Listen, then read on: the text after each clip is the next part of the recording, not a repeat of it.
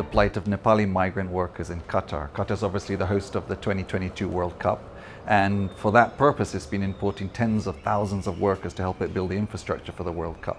But they are brought to Qatar under conditions which leave some of them vulnerable to bonded labor or forced labor, which are modern forms of slavery. The labor situation in Qatar is very complicated. So if you're a multinational company, you're coming into Qatar, many of the people who you are going to employ or who are going to work on your company are not employed directly by you.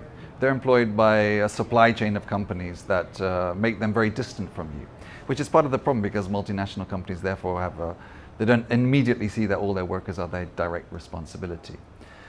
It's further complicated by the fact that while there are labor laws in place in Qatar, they are not enforced stringently.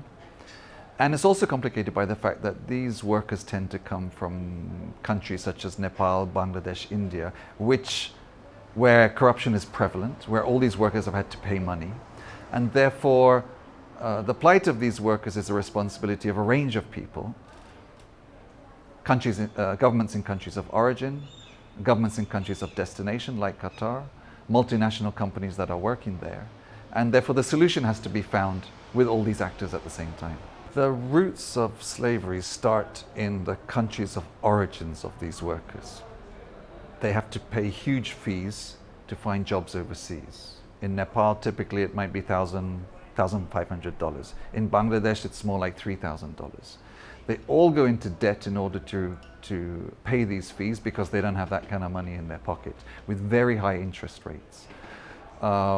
So there's a great responsibility on governments in countries of origin to clean up the recruitment process so that workers are less vulnerable when they go to places like the Gulf. Having said that, even if governments in the countries of origin did nothing, the condition of workers in countries like Qatar or Saudi Arabia or the UAE could radically be improved by some simple measures that the governments in the Gulf could take. They can't use the problems in countries of origin as an excuse not to take significant measures in their own country to improve the conditions of workers there. Things are beginning to change in the last couple of years, I would say. Some of that is PR, just to portray Qatar in a better light. Some of it are small changes which will have small impact. But the big changes, the big issues that would really make a big difference to the workers there, there's not been enough progress on them. In the past, there was almost no option. There was a legal process in which you could seek redress, but it took a huge amount of time, years and years often. It was very costly for a worker. They would have to miss a day of work, which cost them money. They would have to hire a taxi to go to the courts, which cost them lots of money. So there were so many factors that would dissuade them or make getting access to justice difficult. That has begun to improve, I would say, in the last year, but there's still a long way to go. And for many of these workers, they don't even know where they go to get justice. Just a couple of days ago, a friend of mine emailed me to say that a friend of hers was trapped in Qatar. He'd arrived with a promise of a job. The job didn't materialize. They just got kicked out of the room they were living in. They had no idea what to do. And I would say that situation is common still in Qatar.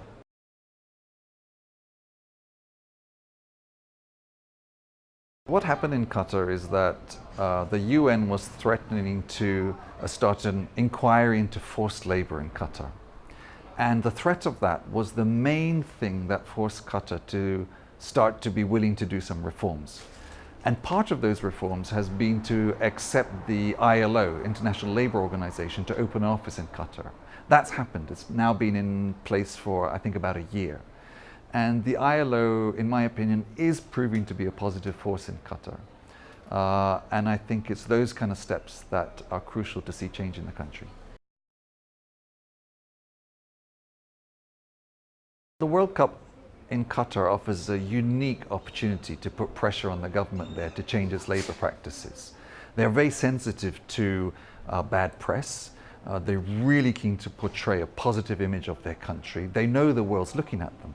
But they chose that spotlight as well, so they need to respond to it. So I think this is a peak time for other governments, for NGOs to demand more from Qatar, because the World Cup, the greatest legacy the World Cup could have in Qatar is a really a fair and a labour system where workers are really treated right.